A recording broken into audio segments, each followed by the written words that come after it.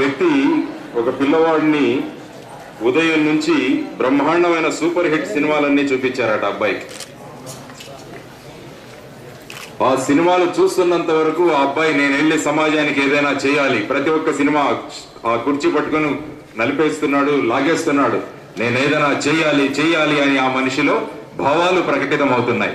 కానీ మరుసటి రోజు పొద్దున వచ్చేసి మళ్ళా ఒక ఐటమ్ సాంగ్ కి డాన్స్ వేయడం మొదలు పెట్టాడు. ఈ రోజు మీ ముందు జరిగిన సంభాషణలన్నీ మీకు ఎక్కడ దొరకవు. అలాంటి బ్రహ్మాండమైన సందేశాలు మీ అందరికీ ఇవ్వబడ్డాయి. కాబట్టి రేపటి నుంచి మీరు ఏం చేస్తారన్నది మా అందరి ఆకాంక్ష.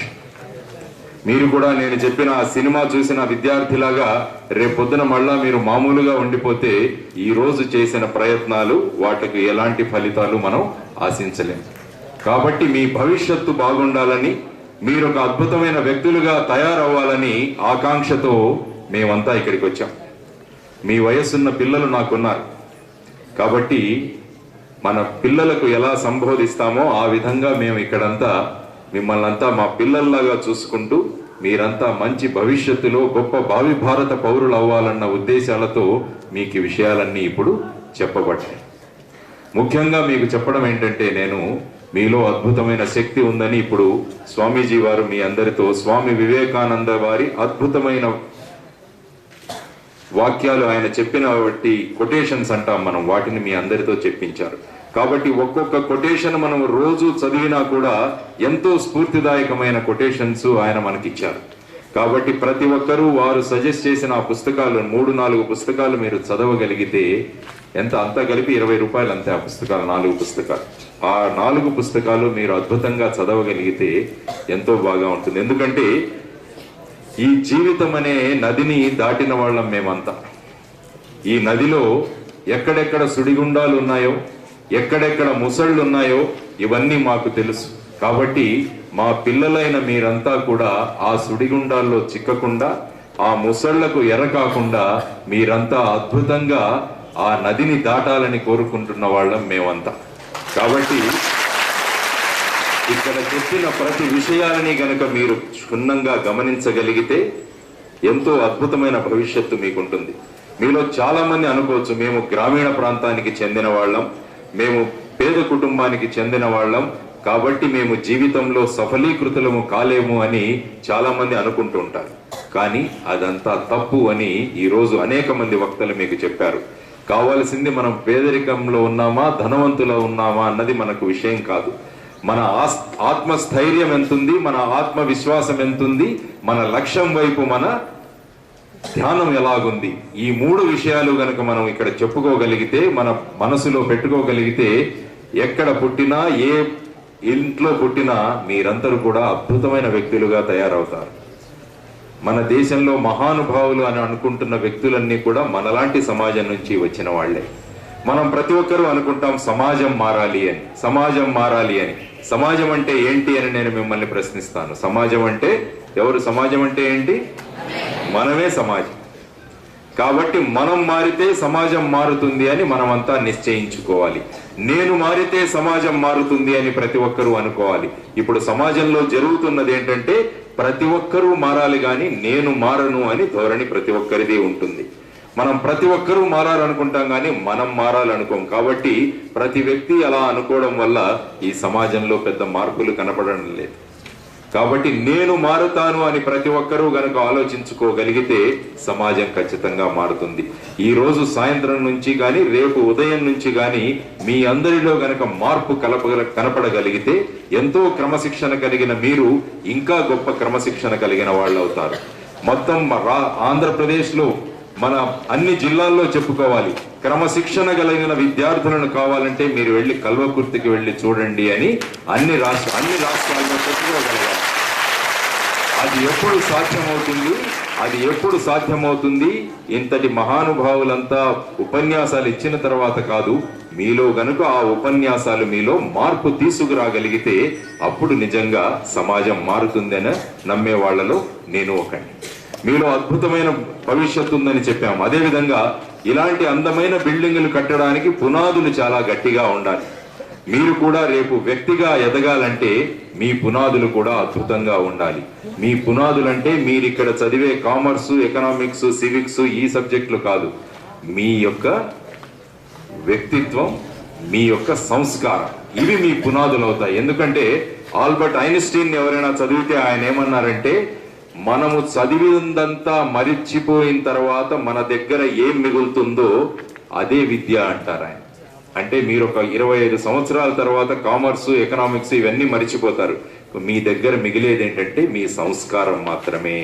కాబట్టి అదే విద్య అంటారు ఐన్స్టీన్. కాబట్టి మనము గనక మన సంస్కారాన్ని ఇప్పటి నుంచే మనం నేర్చుకుంటూ ఉంటే మనం పెద్దయిన తర్వాత కూడా సమాజంలో ఒక వ్యక్తులుగా మిగిలిపోతాం. ఇప్పుడు మనం ఎవరి గురించి అయితే మనం మాట్లాడుతున్నామో స్వామి వివేకానంద, ఆయన 39వ సంవత్సరంలోనే ఆయన పరమపదించారు భౌతికంగా. కానీ ఇంకా ఎన్నో వందల కోట్ల సంవత్సరాలు కూడా ఆ మనిషి ఈ సమాజంలో జీవించే ఉంటారు ఆయన. ఎందుకంటే ఆయన అలాంటి సంస్కారాన్ని నేర్చుకున్నారు. నేర్చుకున్నదే మాత్రం కాదు, తను అవలంబిస్తూ చెప్పారు కూడా ప్రజలు. అది ఎవరైతే చేసి చెప్తారో వాటి ప్రభావం అద్భుతంగా ఉంటుంది సమాజం మీద. కాబట్టి ఈరోజు మీరు నిజంగా అదృష్టవంతులు. ఎవరైతే నిత్య జీవితంలో ఆచరణలో పెడుతున్నారో అలాంటి మహానుభావులంతా మీ దగ్గరికి వచ్చి ఈ రోజు అద్భుతమైన విషయాలను మీకు చెప్పగలిగారు. కాబట్టి మీరందరూ కూడా ఈ విషయాలను ఆచరణలో పెడతారని మేమందరం అనుకుంటున్నాం. ఇంకొకటి ముఖ్యమైన విషయం ఏంటంటే, మనం ఏం చేస్తున్నామో దాని మీద అభిమానం ఉండడం చాలా ముఖ్యం. మనం ఒక పని చేస్తున్నామంటే ఆ పనిలో అభిమానం ఉండాలి. దానికని ఒక చిన్న ఉదాహరణ ఇస్తాను మీకు. ఒక 3 వ్యక్తుల్ని పిలిచి వాళ్లను ఇటుకలు తయారు చేయమని చెప్పారు. 3 వ్యక్తులను. ఆ 3కి మట్టి ఇచ్చారు, నీళ్లు ఇచ్చారు. ఆ ఇటుకలను తయారు చేయడానికి ఆ బట్టి అంటాం మనం, అది కూడా ఇచ్చారు. ఒక వ్యక్తి దగ్గరికి వెళ్ళి అడిగితే నువ్వేం చేస్తున్నావు అంటే ఆ వ్యక్తి ఏమన్నా అంటే నేను మట్టి పని చేస్తున్నాను అన్నాడు. రెండవ వ్యక్తి దగ్గరికి వెళ్ళి అడిగితే ఆ వ్యక్తి అన్నాడు నేను ఇటుకలు తయారు చేస్తున్నాను. మూడవ వ్యక్తి దగ్గరికి వెళ్తే నువ్వేం చేస్తున్నావు అంటే ఈ నగరంలో సుందరమైన అందమైన భవంతులను కట్టడానికి కావలసిన సాధన సామగ్రిని నేను తయారు చేస్తున్నాను అని మూడవ వ్యక్తి అన్నాడు. 3 చేస్తున్నది ఒకటే పని, ఇటుకల పని. మొదటి వ్యక్తి నేను మట్టి పని చేస్తున్నానంటే అతనికి ఆ చేస్తున్న పనిలో ఇష్టం లేదు. రెండవ వాడు ఇటుకలు చేస్తున్నాను అన్నాడు, అంటే ఏదో చేస్తున్నాను పని. మూడవ వ్యక్తి చూడండి, తను చేస్తున్న పని మీద ఎంత అభిమానం ఉందో అతనికి. ఈ నగరంలో సుందరమైన అందమైన భవంతులను నిర్మించడానికి కావలసిన సాధన సామగ్రిని నేను తయారు చేస్తున్నానని గర్వంగా చెప్పుకుంటున్నాడు. కాబట్టి అలాంటి మనుషులు మనకు కావాలి. మీరేం చేస్తున్నారు అని మీ మనస్సును ప్రశ్నించుకుంటే మీరు అనాలి, రేపు భారతదేశానికి కావలసిన భావి భారత పౌరుడిగా నేను తయారవుతున్నాను అని ప్రతి ఒక్కరూ మనం అనుకోగలిగితే ఖచ్చితంగా అద్భుతమైన వ్యక్తులుగా మీరు తయారవుతారు. స్వామి వివేకానంద గారిని చికాగోలో ఒక మనిషి అడిగారట, మీరేంటి ఇలా కాషాయ వస్త్రాలు వేసుకున్నారు, మాలాగా సూటు బూటు వేసుకుని జెంటిల్మన్ గా తయారవ్వండి అన్నారట. దానికి స్వామి వివేకానంద గారు ఏమి రిప్లై ఇచ్చారంటే, సమాధానం ఇచ్చారంటే, మీ దేశంలో టైలర్స్ అంటే ఎవరైతే బట్టలు తయారు చేస్తారో వాళ్ళు మిమ్మల్ని జెంటిల్మన్ గా తయారు చేస్తారు. మా భారతదేశంలో మా సంస్కృతి సంస్కారం మమ్మల్ని జెంటిల్మన్ గా చేస్తాయి అని చెప్పి వాళ్ళందరికీ అద్భుతంగా చెప్పిన మహానుభావుడు స్వామి వివేకానంద. కాబట్టి అటువంటి దేశంలో పుట్టినందుకు మనమంతా గర్వించాలని ఎంతో మంది వక్తలు మీకు చెప్పారు. భారతదేశం యొక్క ఇతిహాసం తెలవడం చాలా ముఖ్యం. మీకు భారతదేశం యొక్క సంస్కృతి ఏంటి, సంస్కారం ఏంటి అన్నది మీకు తెలియాలి. మాతృదేవో భవ, పితృదేవో భవ, ఆచార్య దేవో భవ, అతిథి దేవో భవ అన్నది మన సంస్కృతం. స్త్రీలను దేవతామూర్తిగా పూజించడం మన సంస్కారం. ఇలాంటి సంస్కారం ఉన్న భారతదేశం మనది. కాబట్టి అలాంటి సంస్కారం ఉన్న భారతదేశం ఎందుకు సంస్కారం నుంచి దూరంగా వెళ్ళిపోతుందన్నది కూడా మనం ఆలోచించుకోవాలి. మనం కూడా విదేశీ కల్చర్లో పెరిగిపోతున్నాం. పాశ్చాత్య దేశాలు ఏం చేస్తే ఆ కల్చర్ మనది అన్నట్టుగా ఇప్పుడే మన గురువు గారు కూడా మీకు చెప్పడం జరిగింది. ఇప్పుడు కొత్త ఫ్యాషన్ అయిపోయింది, ఫాదర్స్ డే, మదర్స్ డే అని మనం జరుపుతాం. సంవత్సరంలో ఫాదర్స్ డే అని ఒక గ్రీటింగ్ తీసుకుపోయి నాన్నగారికి ఇచ్చేస్తాం. మదర్స్ డే అంటే అమ్మలకని ఒక గ్రీటింగ్ మనం తీసుకుపోయి ఇచ్చేస్తాం. చాలా మురిసిపోతున్నాం. ఈ కల్చర్ ఏంటి? ఇది మన కల్చర్ కాదు. పాశ్చాత్య దేశాల్లో వాళ్ళ వ్యవస్థ ఎలా ఉందంటే ఎవరు ఫాదరు ఎవరు మదరు ఆయనే చెప్పారు ఎలా ఉంటుందో అక్కడ సంస్థని. సంవత్సరంలో ఒకసారి వీళ్ళంతా కలుస్తారట. నాన్న ఎక్కడో ఉన్నాడు, పిల్లవాడు ఎక్కడ ఉన్నాడు, అమ్మ ఎక్కడో ఉంది, వీళ్ళంతా కలిసి సంవత్సరంలో ఒకసారి కలిసి ఫాదర్స్ డే, మదర్స్ డే అని జరుపుకుంటారంట. అలాంటి కర్మ మనకెందుకు? మన అమ్మ నాన్న మన దగ్గర ఉన్నారు రోజు. మనకు ప్రతిరోజు పేరెంట్స్ డే, మనకు ప్రతిరోజు తల్లిదండ్రులు మన దగ్గర ఉన్నారు. అలాంటి సంస్కారం మనది. కాబట్టి మన దగ్గర ఉన్న తల్లిదండ్రులను గౌరవించడం మనం గుర్తుంచుకోవాలని మీకు ముఖ్యంగా చెప్తున్నాను. మీరు పరిపూర్ణమైన మనుష్యులుగా తయారు కావాలనుకుంటే మన ముందు ఉన్న భగవంతులు, దేవుళ్ళు మన అమ్మా నాన్నలు. ఆ అమ్మా నాన్నలను గౌరవించడం మనం నేర్చుకోవాలి. అమ్మా నాన్నల మీద అలుగుతున్నాం మనం ఈ మధ్య. మాకు అది కొనివ్వట్లేదు, ఇది కొనివ్వట్లేదు, మాకు బైక్ కొనివ్వట్లేదు, మాకు 20,000 సెల్ ఫోన్ కొనివ్వట్లేదు. ఇలాగని మనం ఏడ్చి వాళ్ళని ఏడిపించి మేము పట్టాల మీద వెళ్ళి పడుకుంటాం, మేము బిల్డింగ్ మీద నుంచి దుంకుతాం. ఇలాంటివి మనం బ్లాక్మెయిల్ చేస్తున్నాం మన తల్లిదండ్రులు. ఇది మన సంస్కృతి కాదు, ఇది మన సంస్కారం కాదు. చదువుకుంటున్న వ్యక్తులకు 20,000 సెల్ ఫోన్ ఎందుకండి? అసలు సెల్ ఫోన్ ఎందుకు అంటున్నాను మీ అందరికి? ఎంతమంది దగ్గర ఉంది సెల్ ఫోను? అందరి దగ్గర ఉంటుంది. ఎందుకంటే ఇవన్నీ మన దీన్ని డిస్ట్రాక్షన్ చేసే విషయాలు అన్నమాట. ఇక్కడ మనం చదువుకోవడానికి వచ్చాము, మనం ఏ విషయం కోసం వచ్చామో ఆ విషయాన్ని మనం చేయగలిగితే మన లక్ష్యాన్ని మనం సాధించగలము. ఇవన్నీ విషయాలు మనను మన లక్ష్యానికి వెళ్లకుండా మనల్ని పక్కకు తీసే మార్గాలు. మొన్న నేను కోలార్ గోల్డ్ ఫీల్డ్స్కి వెళ్ళాను. కోలార్ గోల్డ్ ఫీల్డ్స్ కర్ణాటకలో. అక్కడ ఏంటంటే బంగారం తీస్తున్న గనులవి. ఆ గనుల దగ్గరికి వెళితే వాళ్ళు చూపించారు, ఇంత బంగారాన్ని సార్, ఈ 6 నెలల్లో మేము ఇంత బంగారం తీసాము అని అన్నారు. ఓహో, అక్కడ చూస్తే ఎన్నో ఎకరాల్లో మట్టి పడింది, మట్టి దిబ్బలు ఎక్కడ చూసినా. నేను అడిగాను, ఈ మట్టి ఎంత? ఏంటంటే, సార్ మీరు ఇప్పుడు చూసిన బంగారాన్ని తీయాలంటే ఇంత మట్టిని మేము తీయాల్సి వచ్చింది అన్నారు.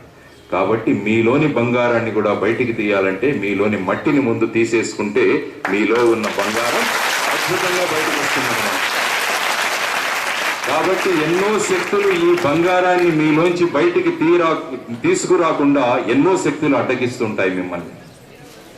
మీరు రోజు చూసే సినిమాలు, మనం టైం వేస్ట్ చేసే టీవీలు, మనం అనవసరంగా మాట్లాడుకునే సెల్ ఫోన్లు, మనం మాట్లాడుకునే ఇంటర్నెట్లు, ఇవన్నీ చాటింగులు, ఇవన్నీ కూడా మనలోని బంగారాన్ని బయటికి తీసుకురాకుండా ఆ మట్టిని అలాగే మనలో తోసేస్తున్నాయి. కాబట్టి ఆ బంగారం అలాగే మనలో ఉండిపోతుంది. కాబట్టి మన కర్తవ్యం ఏంటంటే మనలో ఉన్న మట్టిని మనం తీసేసుకునే కెపాసిటీ మనకు రావాలన్నమాట. ఈ మధ్య మరొక ఫ్యాషన్ నేను చూశాను, సిటీల్లో అయితే ఫేస్బుక్ అంటారు. ఫేస్బుక్, మీకెంతమంది ఫేస్బుక్లు ఉన్నాయో నాకు తెలియదు. ఉన్నాయి, అందరికీ ఉన్నాయనుకుంటా. కాబట్టి చాలా మందిని అడిగాను, మీరు ఇక్కడ ఎవరైనా ఉన్నారా? 500 మంది స్నేహితులున్న ఫేస్బుక్ ఓనర్స్ లేరు, అదృష్టం. మొన్న అడిగి ఒక స్కూల్లో అడిగితే ఒక 10 కుర్రవాళ్ళకి 10,000 మంది మిత్రులు ఉన్నారట ఫేస్బుక్. నేను అదే చెప్పాను, ఎంత సమయం నువ్వు వెచ్చిస్తావు ఈ ఫేస్బుక్ కి అంటే, వాడు రోజుకు 2 గంటలు వెచ్చిస్తానన్నాడు. రోజుకు 2 గంటలు ఫేస్బుక్ మీద వెచ్చించేవాడు చూడండి ఇంకేం చదువుతాడు. నేను అదే చెప్తాను, బాబు రేపు నీ 1000 మంది మిత్రులకు ఒక మెసేజ్ పెట్టు, నేను ఆర్థిక ఇబ్బందులలో ఉన్నాను, మిత్రులు ప్రతి ఒక్కరూ ఒక 1000 రూపాయలు నా అకౌంట్ నెంబర్ కి వేయండి అని ఒక అకౌంట్ నెంబర్ నువ్వు ఇవ్వు అని చెప్పాను. ఎంతమంది మిత్రులు స్పందిస్తారో చూస్తామంటే ఒక్క మిత్రుడు కూడా స్పందించాడు. ఒక్క మిత్రుడు కూడా స్పందించాడు. ఎవరైనా ఉంటే కావాలంటే చేసి చూసుకోండి ఈ ప్రయోగం. కాబట్టి నేను చెప్పింది ఏంటంటే, మన ఫేసును ఒక బుక్కుగా చదివే 4 మిత్రుల్ని సంపాదించండి చాలు. ఈ 1000 మంది మిత్రులు మనకు అవసరం లేదు. మన ముఖాన్ని ఒక పుస్తకంలాగా చదివే 4 మిత్రుల్ని సంపాదించండి చాలు. ఇలాంటి 1000 మంది మిత్రులు అనవసరం. కాబట్టి చెప్పేది ఏంటంటే, ఈ సమయం అద్భుతమైన సమయం. ఈ సమయాన్ని మీరు అద్భుతంగా వాడుకున్నారంటే పేదరికం మన కుటుంబాల్లో మీ జనరేషన్ తోనే కంప్లీట్ అయిపోవాలి. మీరు పేదరికంలో ఉండకూడదు. మీ అమ్మా నాన్నలను పెద్ద పెద్ద భవనాల్లో మీరు ఉంచగలగాలి. మీ అమ్మా నాన్నలను విమానాల్లో తిప్పగలగాలి. మీరు వీధుల్లో నడుస్తుంటే అందరూ చూడాలి, విద్యార్థి అంటే ఇలా ఉండాలి, విద్యార్థిని అంటే ఇలా ఉండాలి అని మిమ్మల్ని చూపించి అందరూ మాట్లాడుకోగలగాలి. అలాంటి పరిస్థితులను మనం కనుక క్రియేట్ చేయగలిగితే, తయారు చేయగలిగితే, చూడండి ఎంత గొప్ప భారతదేశంగా ఉంటుందో మనది. మన భారతదేశం గురించి ఎందరో పాశ్చాత్యులు మాట్లాడి, ఇప్పుడే మ్యాక్స్ ముల్లర్ గారు ఏమన్నారో దాని గురించి అద్భుతంగా వివరించడం జరిగింది. అదే విధంగా బెర్నార్డ్ షా అని ఒక ఫిలాసఫర్ ఉన్నాడు. ఆయన ఏమన్నాడంటే, భారతీయుల ముఖ కవళికలను గమనిస్తే బ్రహ్మదేవుడు స్వయంగా కూర్చొని శ్రద్ధతో తయారు చేసిన ముఖాల్లాగా కనపడతాయి. అంత అద్భుతమైన అదృష్టవంతులు భారతీయులు అని ఆయన మన గురించి మాట్లాడాడు. ఎంతో మంది మహానుభావులు మన గురించి ఎంతో అద్భుతంగా మాట్లాడారు. వాళ్లలో మహానుభావుడు స్వామి వివేకానంద. అందరూ స్త్రీలు పురుషులుగా గుర్తిస్తుంటే సమాజాన్ని ఆయన వెళ్లి dear sisters and brothers of America అని తన సంభాషణను మొదలుపెట్టాడు. అంటే ప్రపంచాన్నంతా ఒక కుటుంబంగా చూడగలిగే సంస్కృతి సంస్కారం భారతీయ సంస్కారం అని ఆయన ప్రపంచ దేశాలకు ఎలుగెత్తి చాటిన మహానుభావుడు స్వామి వివేకానంద. అదేవిధంగా మన దేశ నాయకులకు అన్యాయం చేస్తే మేము చూస్తూ ఊరుకోమని ప్రపంచ దేశాలకు సందేశం పంపిన మహానుభావుడు భగత్ సింగ్. ఆయన జన్మదినం ఈరోజు. కేవలం 23 సంవత్సరాలు మాత్రమే జీవించాడు ఆయన. కేవలం 23 సంవత్సరాలు మాత్రమే జీవించిన భగత్ సింగ్ చూడండి ఇప్పటికీ బతికే ఉన్నాడు, ఇప్పటికీ జీవించే ఉన్నాడు. కాబట్టి ఇలాంటి వ్యక్తుల నుంచి మనము ప్రేరణ పొంది మన జీవితాలను కూడా అలా మరుచుకుంటే ఖచ్చితంగా ఒక గొప్ప భారతదేశాన్ని మళ్ళా మనమంతా కలిసి తయారు చేయగలం. ఆ తయారు చేసే క్షమత మీ అందరికీ ఉంది. ఒక అతను వివేకానందుని మళ్ళా షికాగోలో అడిగారట, మీరు రాజకీయాల్లో వచ్చి దేశాన్ని మార్చొచ్చు కదా అన్నాడు. అప్పుడు ఆయన ఏమన్నారంటే, నాకు ఇనుప శరీరాలు ఉక్కు నరాలు కలిగిన 100 మంది యువకుల్ని ఇవ్వండి, నేను దేశం యొక్క చరిత్రను ఒక రోజులో మారుస్తాను అన్నాడు. కాబట్టి మన దేశానికి ఇప్పుడు కావాల్సింది ఇనుప శరీరాలు ఉక్కు కండరాలు ఉక్కు నరాలు కలిగిన మీలాంటి యువకులు. కానీ చూడండి మన జీవిత స్టైల్ ఎలా ఉందో, మన లైఫ్ స్టైల్ ఎలాగుందో మనం ఆలోచించుకోవాలి. బాబు మీకే చెప్పేది నాయన నేను, ఓ బాబు నీకే లీన్ పర్సన్, నీకు కావాలి, నువ్వు ఇనుప శరీరం కావాలి, నీ నరాలు ఉక్కు నరాలు కావాలి, అలాంటి వ్యక్తులు కావాలి నాకు దేశంలో సమాజంలో అని స్వామి వివేకానంద చెప్పారు. చూడండి మనం మన సమయాన్ని ఎలా వెచ్చించుకుంటాం, మన సమయాన్ని ఎలా వాడుకుంటున్నాం. అమ్మాయిలను ఏడిపించడం అదొక కళ అనుకుంటాం, అదొక ఫ్యాషన్ అనుకుంటున్నారు ఈ మధ్యలో యువకులు. అంత లజ్జాస్పదమైనది ఇంకొకటి లేదు అని నేను ఇక్కడ చెప్తున్నాను. ఎంతో మంది వక్తలు మిమ్మల్ని చూసి అమ్మాయిలు అనుకోవాలి, మమ్మల్ని రక్షించే మగధీరులు ఇక్కడ ఉన్నారు కాబట్టి మాకు ఎలాంటి భయము లేదని వాళ్ళు నిక్కచ్చిగా నడిచే స్వభావాన్ని మీరు కలుగజేయాలి. అలాంటి వాడు నిజమైన మగవాడు. అలాంటి మగవాళ్ళు మన దేశానికి కావాలని స్వామి వివేకానంద వాళ్ళు చెప్పారు. ఆడపిల్లలను వెంటబడి ఏడిపించే వెధవలు మన దేశానికి అవసరం లేదని స్వామి వివేకానంద చెప్పారు. కాబట్టి అలాంటి వాడు ఎవడైనా ఉంటే వాణ్ణి పక్కకు తొలగించే దమ్ము మనలో ఉండాలి. అలాంటి యువకులు మనకు కావాలి. అలాంటి వాళ్ళు ఉన్నప్పుడే దేశం బాగుపడుతుందని మహానుభావులు చెప్పారు. కాబట్టి మనం ఆలోచించుకుందాం, మనం ఎలాంటి వ్యక్తులు మనం ఆలోచించుకొని అద్భుతమైన రక్షణ వీళ్ళందరికీ కలుగజేస్తే, ఎలాంటి పేపర్లు చూస్తే తీయండి, రోజు పేపర్ తీస్తే ఎన్ని హృదయ విదారకమైన ఘటనలు జరుగుతున్నాయి దేశంలో అంటే దాని గురించి మనమంతా ఆలోచించుకోవడం అవసరం. ఎందుకు జరుగుతున్నాయి? మన సంస్కృతి సంస్కారము చెడిపోవడం వల్లే ఇవన్నీ మనకు జరుగుతున్నాయి అన్నది మనం ప్రతి ఒక్కరూ ఆలోచించుకోవాలి.